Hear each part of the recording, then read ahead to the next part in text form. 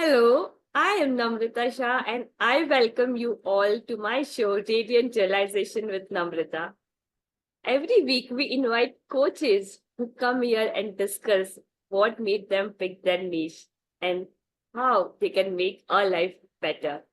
So today I have a super awesome guest with me, Luckey Tyagi, and she's going to tell us how to move after we've passed through traumatic phase of our life. So, welcome, Lucky. I'm very pleased to have you today on my show.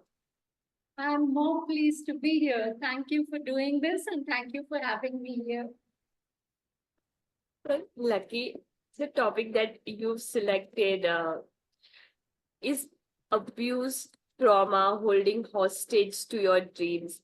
I think many people who've gone through trauma or who would have passed tough phase of life without understanding that they have gone through trauma, they would have not realized that they have lost their dreams in the process. They have lost the desire or hope to even live a better life. So the topic that you selected is definitely going to bring a lot of blossoms in life of people who are going to listen to this. So thank you so much for selecting this topic. And Lucky, what made you work with the people who've gone through trauma? Why do you feel like selecting this as your niche on helping people build a better life after a traumatic past incident is what you excel at? I would like to know from you. Okay, so very simple reason. Everything in this universe starts with us. I mean, everything around me is because I am.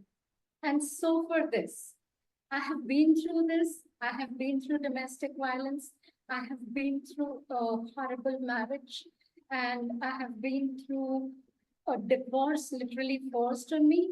And then I have been through divorce shaming. Even though the divorce was forced on me, in general, what society does is it ends up blaming a woman for the failure of the marriage.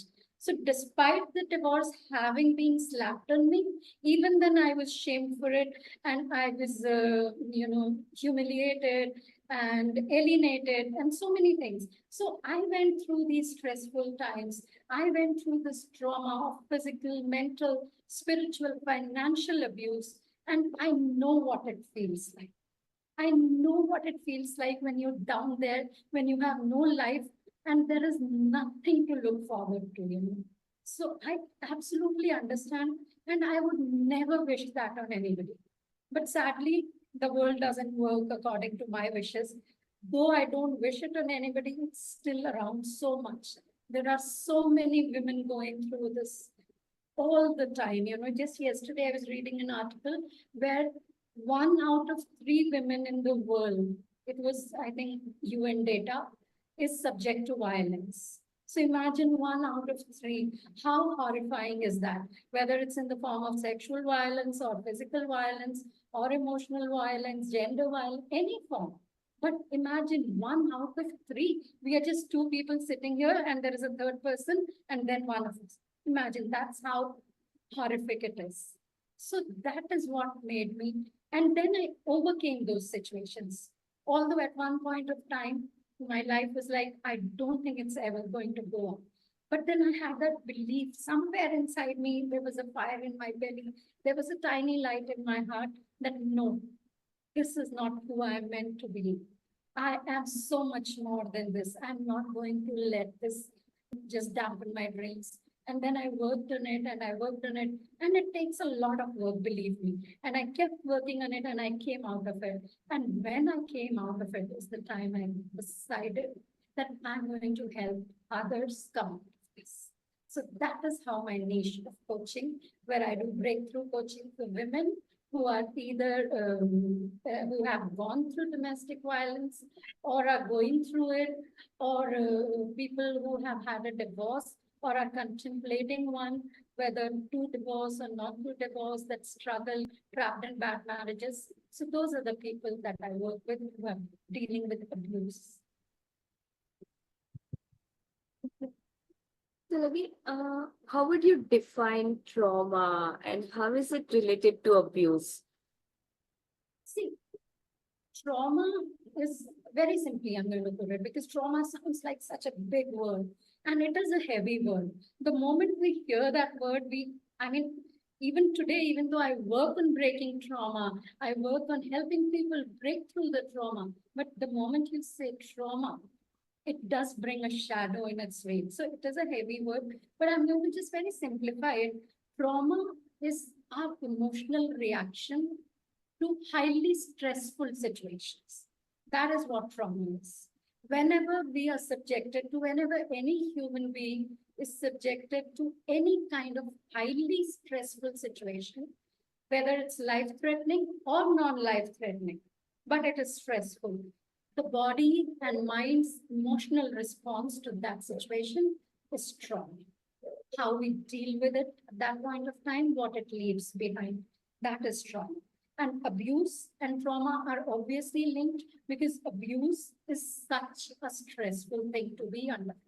Even if it's, most people, when you say abuse, think it's beating up, bashing up, or rape or sexual violence.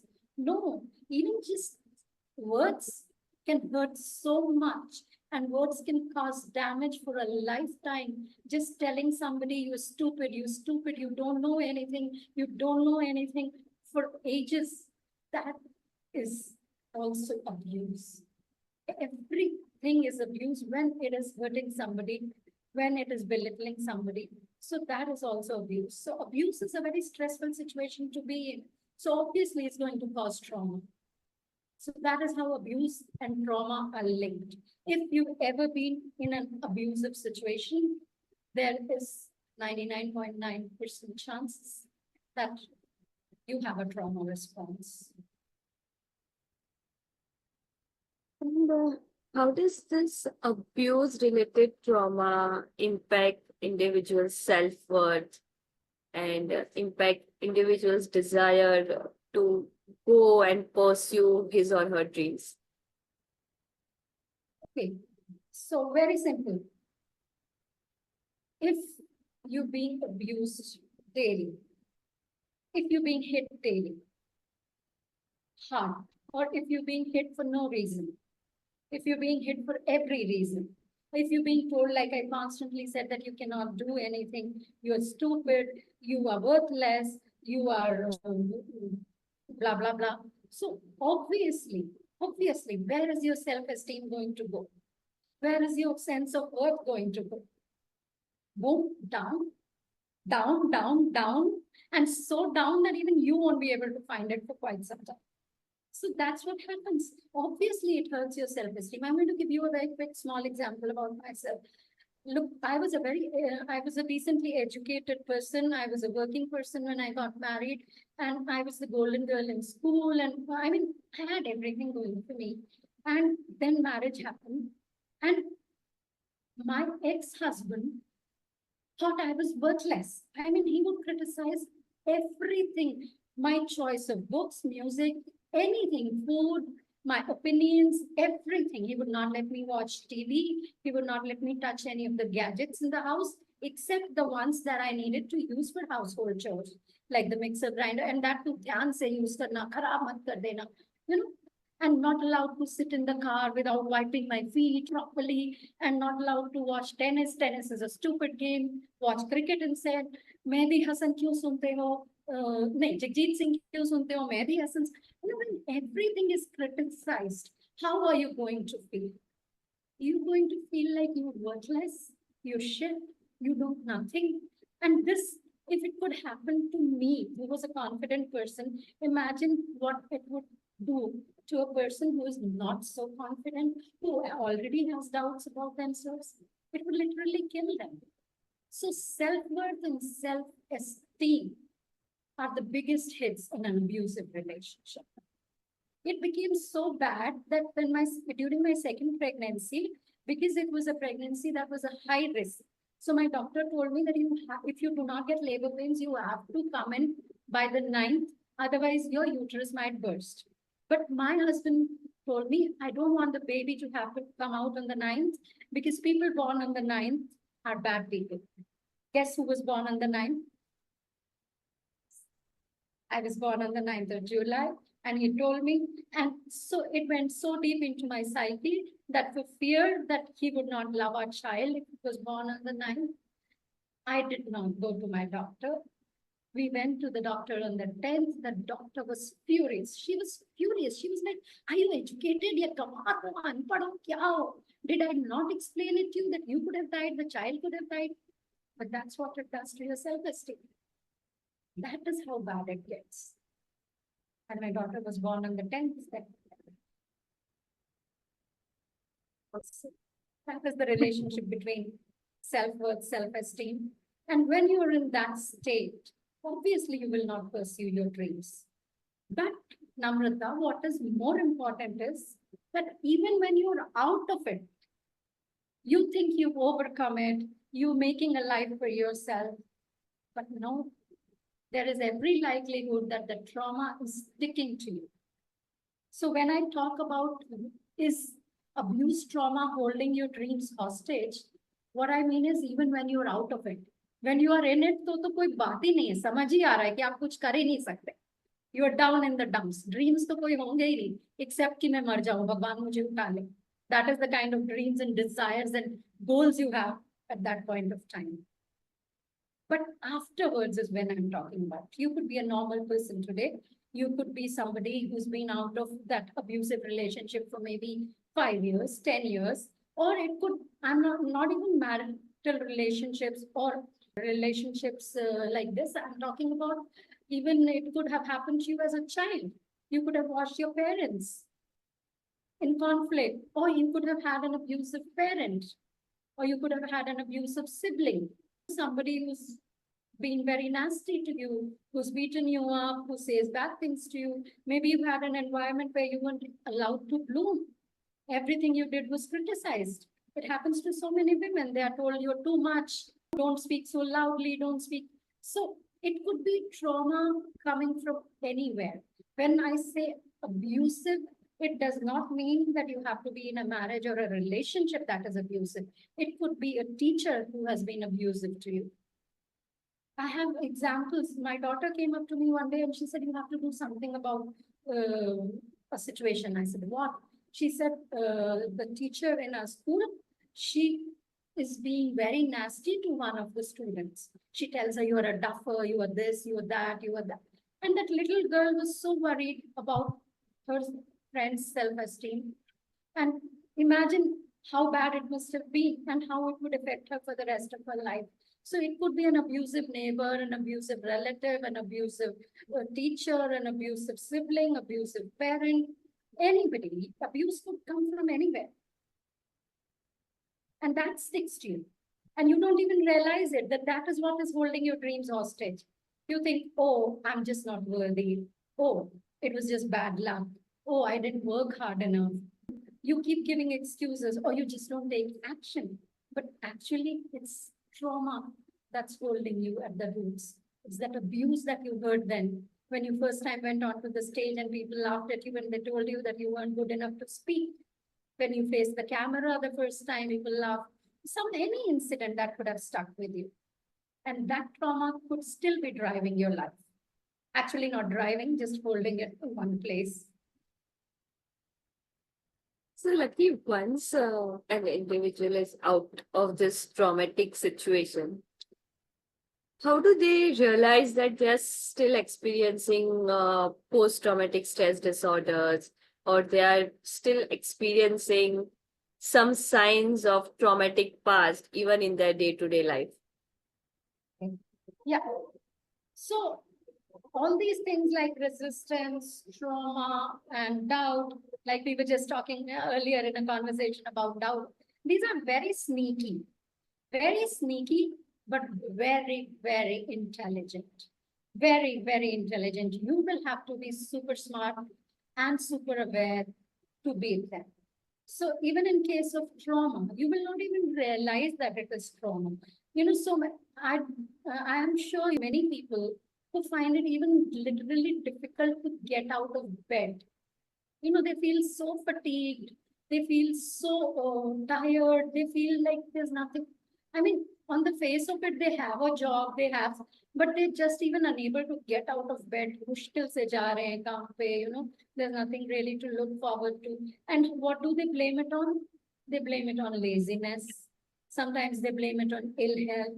Sometimes they blame it on lack of nutrition. Yes, it could be all of those things. I'm not saying that the symptoms that I'm talking about are only rooted in trauma. No. But if you have had an abusive incident somewhere, then it could be rooted in trauma. So not being able to get out of bed, being fatigued all the time, not looking forward to anything is one of the biggest signs of it. That is one of the biggest signs of trauma. Then not trusting people, not trusting people. On the face of it, you might be all smiley and all confident, but you really don't trust anybody. You don't trust anybody. That if you are doubting every person in your life, please know that somewhere it is rooted in trauma. Because every person is not bad. In fact, most people are not bad. I mean, we all have bad encounters. We've all had trouble. We've all been through bad times.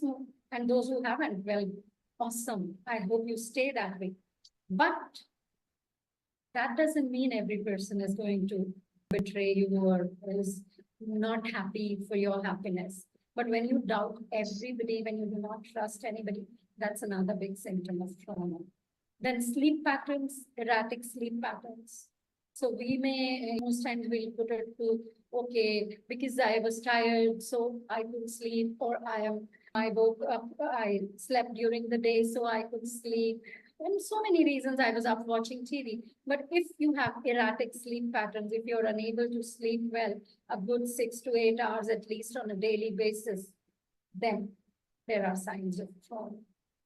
Then again, if you are small signs in a daily basis, you will have. So if you have aches and pains in your body, because trauma is stored in the body, our cells have memory. I mean, they have memory that lasts for long. So trauma becomes stored in our body. So you'll have mysterious aches and pains. You will never realize. You'll keep going to the doctor. I had it for ages. Ages, I would say I can't get up. I have no energy. I'm like this. I would literally tell my doctor, look, this is how I am. I cannot get up. I cannot take a step. Please help me. I can't, I have work to do. But I didn't, at that point of time, I did not associate it with trauma. And now that trauma is resolved, I feel so much lighter in my body. And lighter, actually, you will feel lighter. It's like, I don't know, it's such an experiential thing. It's hard to describe to somebody, but it's like you'll be floating around. That's how light you will feel once you resolve at least a good amount of trauma. So we talked about insomnia, we talked about sleep patterns, aches and pains. If you startle even at small sounds, if you startle at touch, if you do not like touch, those are again symptoms, but these all have to be correlated. It cannot be just one symptom. So I have a very simple quiz also. In fact, maybe I will put a link to it to you and maybe you can share that very simple quiz. So there I had 5 emotional signs on a daily basis and five physical signs. And if out of the total 10, you answer yes to any 5, you should look at it. And if you answer yes to 7 or above, you should definitely get help immediately. So trauma, that is how trauma behaves on a daily basis. So many more, just the major ones that usually people have.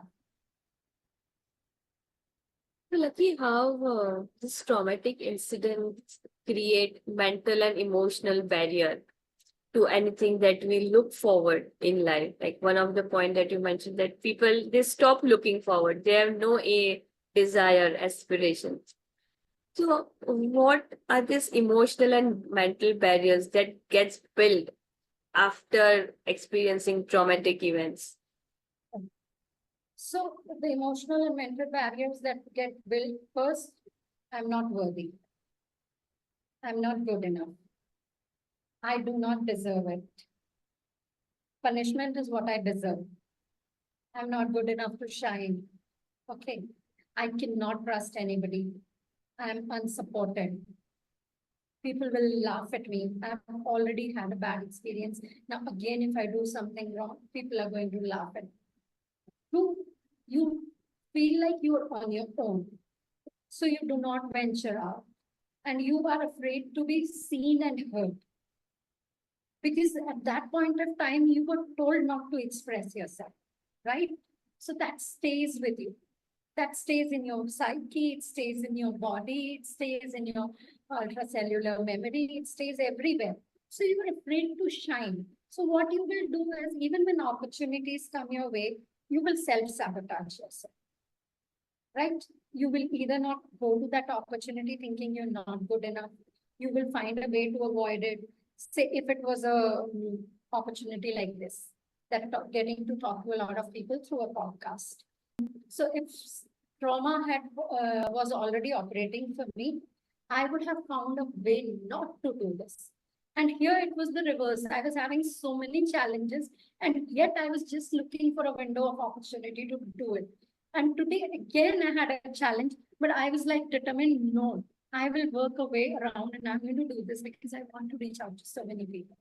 So trauma holds you back because it makes you feel undeserving. And you don't even realize it. You think, okay, I'm just doing the right thing. I am not good enough. But it is what has been seeded into you. It's not a fact. It's what's been seeded into you. So that is how, without even your knowing, trauma may be holding you back. You could have potential to do so much, but you're afraid to be seen and heard. You're afraid that if you put yourself out there, you're going to be hurt again. And that's your fear. Fear actually is a great mechanism. Actually, if you look at it, it was a mechanism that was there to protect you. So your brain works basis fear. Whenever it sees any threats, it puts fear out there so that you do not. But the thing is that it was then. It comes from a time when we were hunters and there were animals around us. We didn't have houses to protect us. So fear was the mechanism that told us, okay, now we need to be protected. We need to stay low. But today it doesn't work. But it's built into our DNA. So we have to do a lot of work to take it out. Similarly, once you've been through abuse and the trauma has clung to you, it gets into your DNA, it gets into your cells, it gets into literally everything. And it stops you from showing up in your glory. Because you think if I show up, if I'm seen, if I'm heard, I'm going to attract punishment. I'm going to attract abuse again. So who am I? I'm not worthy to show up. So that is how it works. Generally, not always. So here we're talking, it could work very differently for somebody else. It could work very differently for somebody else. But these are the usual patterns that work. After I had these things, I studied a lot about trauma. I did a lot of research on it. And right now I've enrolled in a trauma informed coaching also. Because I really want to be there for people I work with. Really, I'm not leaving any avenues unturned to actually be helpful for the people that I'm working with. I wish you a lot of success in all your learnings, Luckey, because while you're speaking and it just opens up a new Pandora's box, like what all things happen when an individual is going through, and it just put me in one incident, like few incidents that I had while I was working in my previous organization. I had not so good boss, and what I had experienced, I was in that organization for 5 years, but while I was going through, I had taken this, it's like part of job, right? Like boss would shout at you, he would humiliate you in front of your team saying, how can you not think, how can you not perform? To some extent, I'd taken that, okay, this is how the corporate world is. It's not very friendly to give you everything on plate. Probably I did not realize that point in time what it did to my self-worth till the time I moved out of it. And then there were these stages where I was questioning myself whether I am even fit to work like whether I should appear for an interview. And that's what I relate while you were talking, that once you are Exactly. out of it, you start questioning.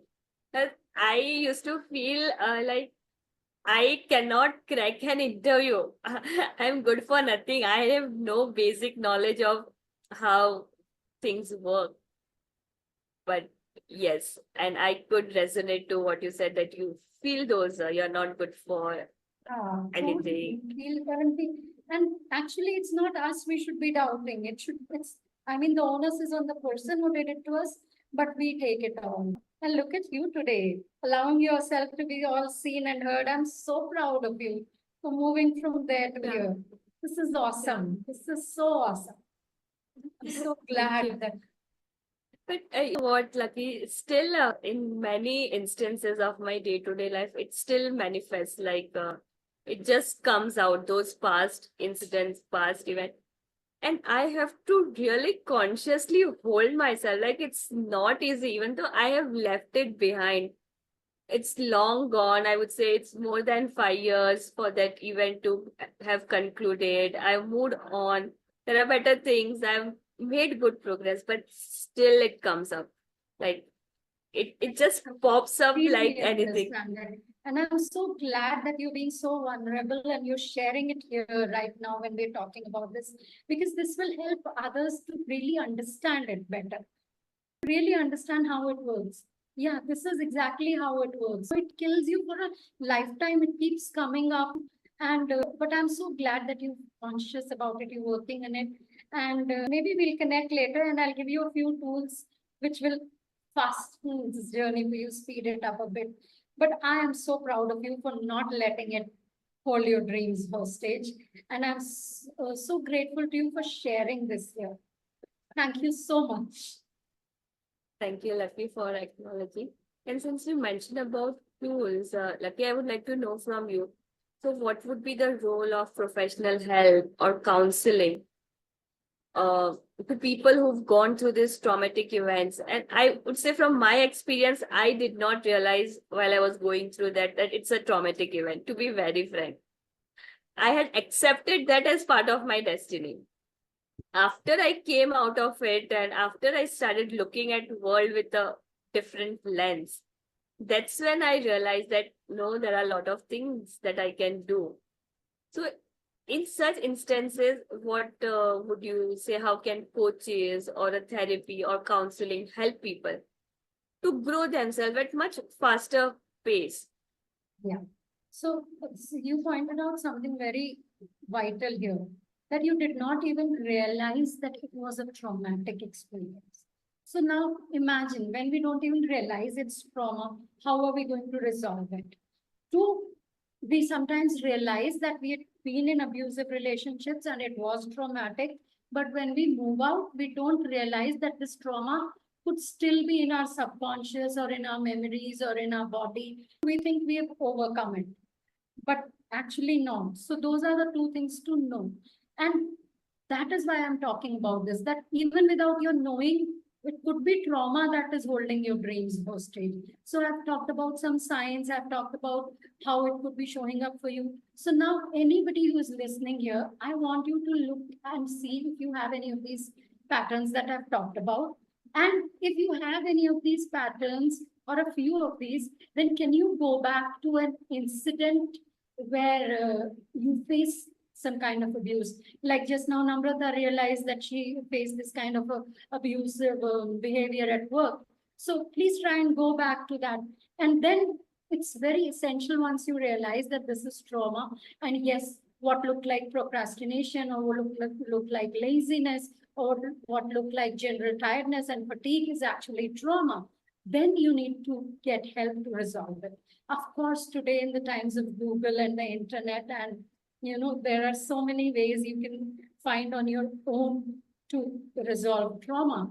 But like I always say, पहले हमेशा से सुना है. I think even when I was a child, I have heard this गुरु बिन ज्ञान नहीं, आगे क्या है, गुरु बिन ज्ञान नहीं, बेसिकली. तो तब इतना समझ नहीं आता था. up as I have grown and as I have worked on myself, I worked on myself on my own, and then I worked on myself with mentors and coaches and healers. And the difference is amazing. The difference is stupendous.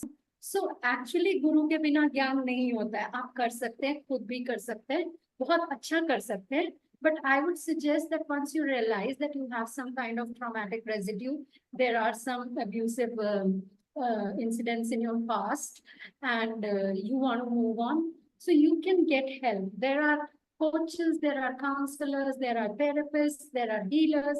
I mean, there's so many professionals who can help you out. Like, I'm a breakthrough coach, so I use a modality of healings and techniques. I don't just depend on one technique to do this, because the traumas are generally so big and they're so sneaky. So I don't think one thing would really work on them. Try to corner them from all sides, give them love, thank them, and then let them go. So that is how, so a lot of modalities. So you have a lot of tools, you have yoga, you have breath work. Breath work is amazingly good for releasing trauma from our body. Yoga is so good. Yoga is like, it centers you, it grounds you, it balances you. And there are specific asanas also that target specific areas of your body that will help you release trauma. Then there's forgiveness. Forgiveness में ही इतने modalities हैं. There are forgiveness letters, there's Ho'oponopono, there's inner child healing, so many things. But forgiveness is the core of healing from trauma. And one thing that I want to stress here, that whenever we talk about forgiveness, we always relate to forgiveness as an act that we're doing for somebody else. Oh, I'm forgiving Namrata for the way she was rude to me. So I'm forgiving Namrata. But Namrata, what actually we are doing, forgiveness is not an act for another person. It's an act for ourselves. When we forgive someone, we are freeing ourselves. So we are no longer focused on them, the hurt. We are no longer going in our mind, she did this, she did that, she did that, she did that. So you're not condoning the act. Some people say, no, it was so bad, how can you forgive? You are not condoning the act. You have every right, and it's valid for you to feel that it was wrong, right? So you can feel that. What you're doing is you are disassociating your energy from that person and that act by forgiving them, and you are freeing yourself. So forgiveness is an act that you do for yourself. You do not do it for anybody else. No matter 10,000 of people you may be forgiving, but it is for you. And it is always for us. Because when we do things for ourselves, only then can we later do things for others. So this is something most people view forgiveness as something that you do for others. This is one thing I want to highlight. Another thing I want to highlight is that whenever you begin a healing journey from trauma, don't expect miracles. That trauma has probably been there for years, for ages. Some trauma may even have been passed down through your DNA from your lineages.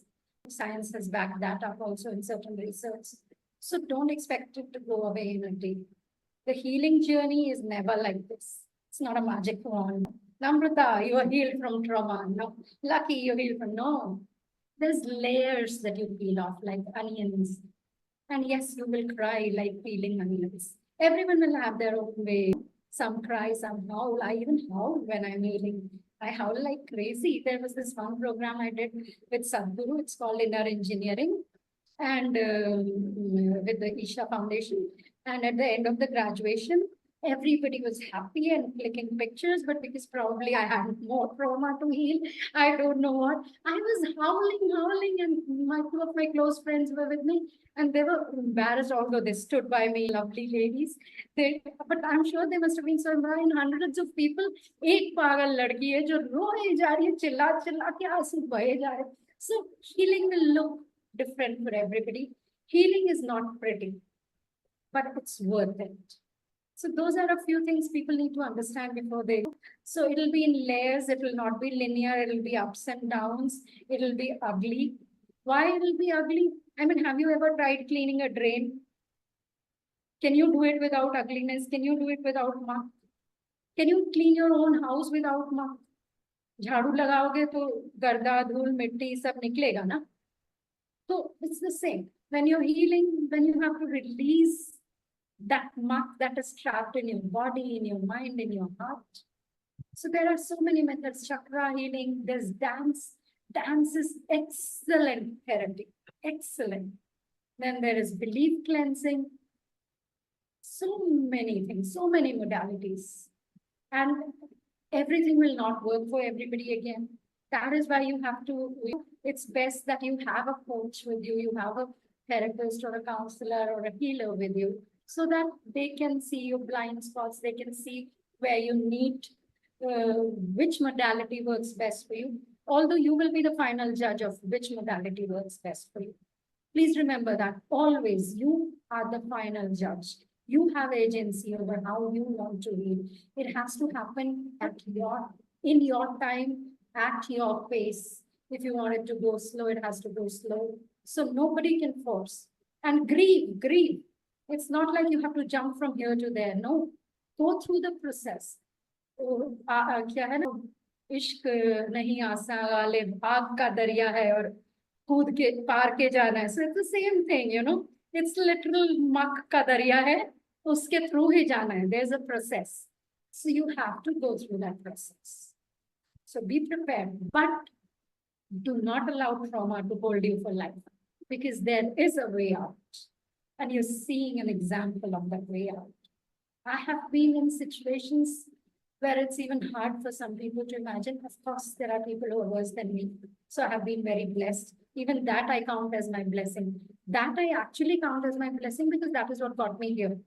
Had I not had those challenges, I would have never been here. I would not have been this person that I am. I would not have found my purpose. Lucky, while people have moved on, like after a couple of years, they have put that past to rest. They are not talking about it. But in their day-to-day life, they don't have a lot of dreams to go about. They're like, okay, so the life that I have today, I'm happy. It's not as bad as past. So in such instances, do you feel that the trauma is holding hostage to their dreams and that is stopping them to even think big for themselves? Yes, they are so conditioned to unworthiness and they are living in a relative life. That compared to that life, this life is better, right? So yes, relatively this life is better.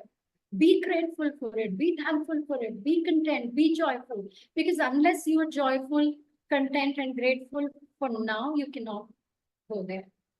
But also know that, I want you to know that if you are actually built that way, see, everyone will have level of ambition.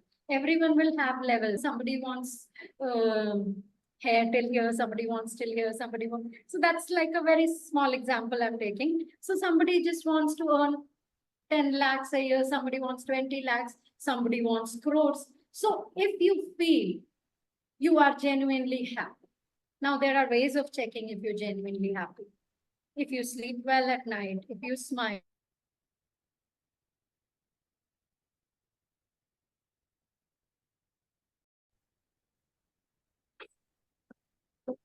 So, Tyagi, after people have moved on from their past traumatic events after a couple of years, how do they recognize that still there are traces of those past events which is holding them back? They are not thinking big for themselves, even though they have a lot of qualities, talent, they can do big things. Still, they feel, okay, whatever I have today is much better than what I had in my past. So what would you say to such people? Are they not holding those traumatic events so closely to them that they're not realizing their dreams? I'm glad you asked this question, because those are the people that I'm actually speaking to. The people who have realized that I want to go somewhere further and maybe trauma is holding me back. So they will work on it. But then there is these people who are happy because they have a relatively better life. right? So, okay, relatively, yes, you have a better life. You're out of the abusive situation. You have come out of the trauma you feel, and you are in a decent place. Great, wonderful, congratulations, you come there. And I want you to be very happy and joyful for that also. I want you to be very grateful for that also, because till the time you're not grateful for what you have here, you cannot move to the next place, right? But I also want you to realize that you're only relatively happy. You move from here to here, but then there's something so much better here waiting for you. So much better. You have so much more potential. You could have a better life. So why hold yourself back? So to those people, I have to say this. If you're genuinely happy where you are, see, Namrata, everyone will have levels of ambition. So me and you cannot be the judge of who wants to go where, right? They need to know. So, but within them, if they're happy and fulfilled where they are, great. Please stay there, keep thanking, keep moving in the. But if you're feeling a restlessness, if you, after hearing us here talking, or after taking the quiz, if you feel, yes, there are patterns where I'm not letting myself live fully, or I'm not letting myself be seen and heard. If you have any of the symptoms that we talked about, you feel restless, you could be having everything and yet you're not so happy yet, then please know that there is a better place. There are people to help you, and there are people who are eager to help you. What happened was in the past.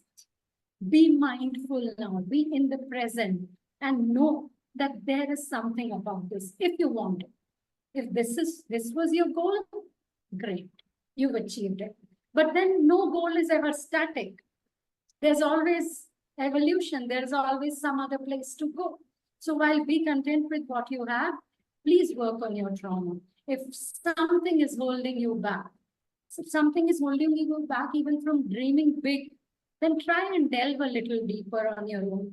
Work into it, look at some quizzes, look at things that maybe I'm showing these patterns, and then try and get help. And then look at whether you had any abusive situations in your life, and then try and get help. Or sometimes you may not be able to uncover abusive situations, then get help also, because as you are in conversation with your coach or your therapist or your healer, those incidents may crop up. They may be buried or locked up in your memories or your mind. But if you notice that you are not fulfilled and you have some of these patterns, I suggest you do seek help. If it turns out you do not have trauma, great, wonderful. Your coach, your healer will celebrate with you. They will jump for joy. But then if you feel even a tiny bit, go for it. Okay, so Lucky, how you did speak about forgiveness. Okay, so I would like to know more from you. How does it help us in healing past trauma by forgiving the younger version of ourselves or forgiving other person or whatever other people who were part of that situations, especially when it comes to divorce? You also want to forgive your parents or relatives who were part of it. If there are siblings or neighbors, you would want to forgive maybe your parents because they did not intervene at right time. So in this journey of forgiveness, where do you put yourself? Where do you put your loved ones? And how do you heal through this entire journey? Yeah. So forgiveness, Namrata, is at the core of any healing journey, be it from trauma, be it from anything. It is all, or at any relationship, at the core of any relationship. And like I said, forgiveness is not for them. Forgiveness is for you. Forgiveness is for you. And also, if you remember, I mentioned you do not have to forgive or condone the act. The act stays. Okay. But you have to understand that there is two parts in any situation. And always, I just sat and talked about my ex-husband and what he did to me. And yes, objectively hitting somebody, cheating on them, doing this, doing that is not objectively, there are certain things that are wrong. But subjectively, I was also not the wife that he wanted, or else he would have been happy with me. Or maybe not. Narcissists sometimes are never happy with anybody. So, but the point is that sitting else somewhere, if he's talking to somebody, I would be the villain in that story. Right? And I'm sure I would be. And I accept that. And so forgiveness is so important. And it's important that you understand that the other person was also coming from somewhere. Maybe it was their upbringing. Maybe it was their own traumas before they met you or before they screamed at you. Maybe that's how what they saw happening. Maybe it's what. So always you will have to have compassion first for yourself and then for them also. So that is how forgiveness helps. And then the other thing that I said is that you are disassociating that energy. What you are doing is you are disassociating yourself from that energy. So once you cut the cords with that energy, you are so much lighter in your own energy body. So trauma also has bonding, like when I talked about cords right now. So trauma has bonding. Sometimes you are so bonded to your abuser in your mind, in your thought, in your energy, especially. Our energy bodies are so connected that through forgiveness and cutting cords, it is so necessary to let go of them. Otherwise, you'll always be carrying that baggage, that energy with you. You know, and I have so actively worked on forgiving my ex-husband. And I don't know how much I've done it because maybe 10 years down the line, something would come up again. And I realize, oh, this still stays there. And but I have worked so hard on it. And while forgiving him, I have also asked him for forgiveness for not being the wife that he wanted me to be. Maybe he wanted me to be a puppet. Maybe he wanted me to be mindless. Maybe he wanted me to be a slave. But I am sorry that I was not the wife that he wanted me to be. Right? So I am in no way demeaning myself. And I have also forgiven myself for allowing that to happen to me. मेरे को बहुत guilt था बहुत time तक कि how did an educated confident outspoken person जिसे सब लोग झांसी की रानी कहते थे how did she let this happen to herself why did she I mean that guilt was so much and then I realized that it's okay. I was coming from where what I knew best. I had been taught that women are supposed to make marriages work. And for me, it was very important to make my marriage work because I had seen a broken home. So I was doing it because I felt it was important to me. Today, I'm able to forgive myself because it was important to me. Because of what I knew then, I let it happen to me. Today, I would not do that. But today, if I can teach somebody better, I mean, if today I can teach young girls, it's only to identify the red flags. Why get them into a marriage where they have to come out of? Maybe let's teach young girls today. I do that also to teach them to identify the red flags. So that, and I have just yesterday only, I have started working on an initiative. It's still on paper where I'm going to go out to schools and try and present seminars to young women, I mean, as early as class 9, because relationships happen. And at that time, it looks so good. He's so possessive about me. He cares for me so much. My Shona, my papa, he won't let me go out with anybody. You know, what starts as care? So it can be care all lifelong also, but learn to discern the red flags. And sometimes there may be green flags also. I'm not going to teach anybody to doubt humanity. I say love with all your heart, trust people, but be alert.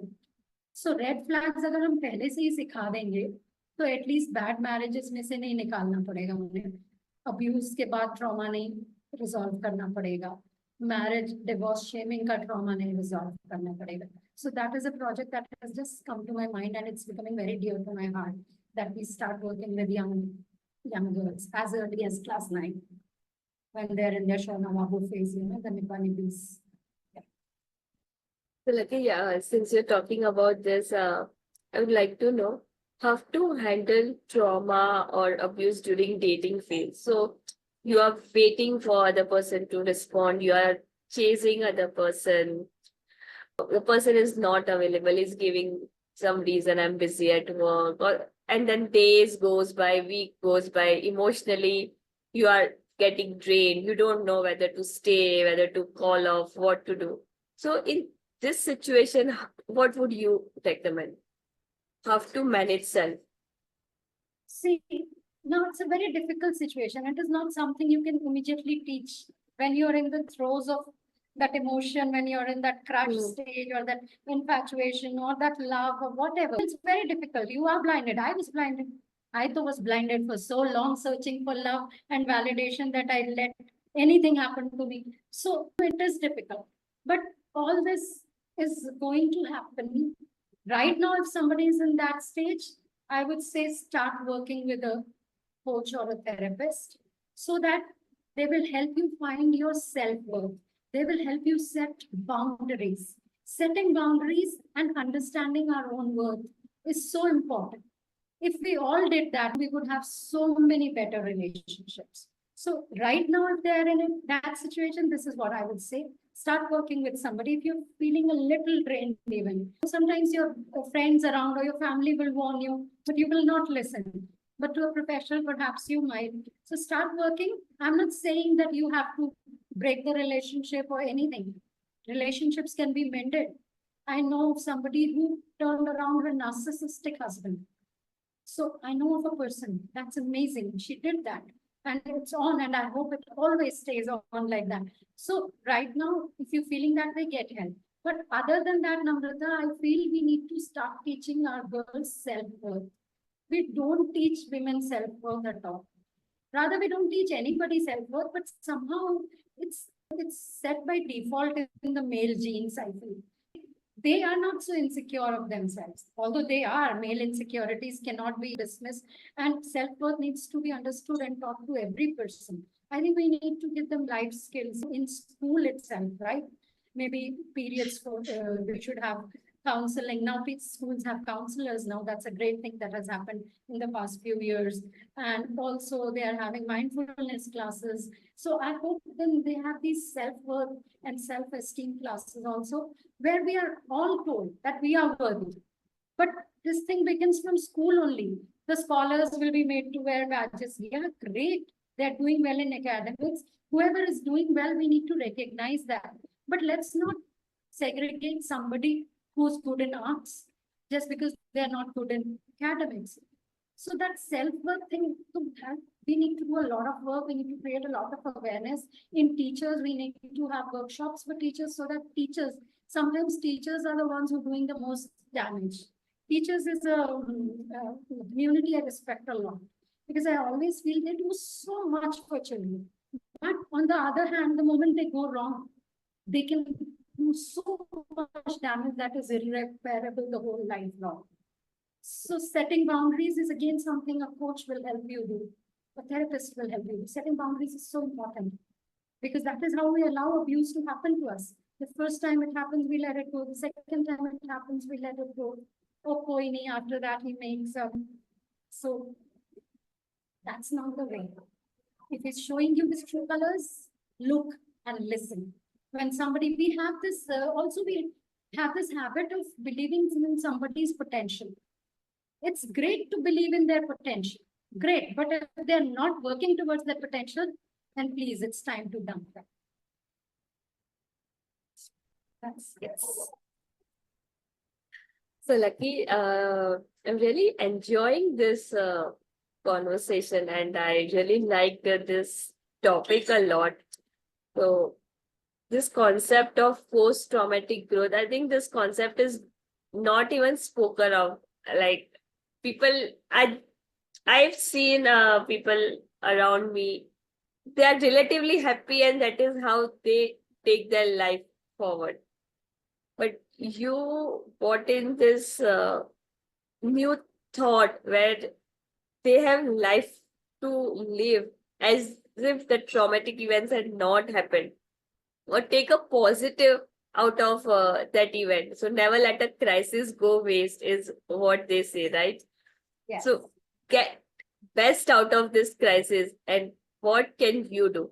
Probably you are embodying that quote, never let a crisis go waste, because you brought in so many things from your personal life today, and you shared, and you giving a lot of inspiration or positivity to people who have or who were in that situation. Though now they are much better, but still they are not looking themselves to a level of their childhood dreams. Is what I would say.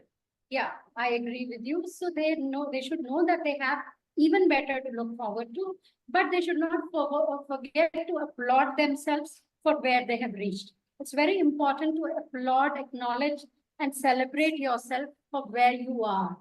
From there, they have come at least till here.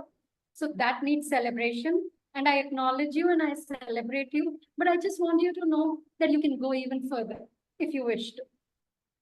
So thank you, Namrata, for doing this. Thank you for allowing me to do this. I so wanted to talk to people about this.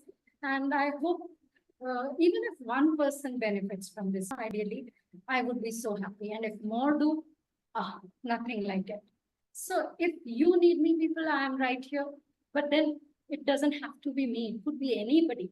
Please find help. Know that help exists. And there's no shame in asking for support. Please do that. There's so much more to life. Don't let abuse trauma, hold your dreams hostage. Thank you, Lucky. Thank you so much for coming and sharing. Thank you. Thank you so much. Thank you for having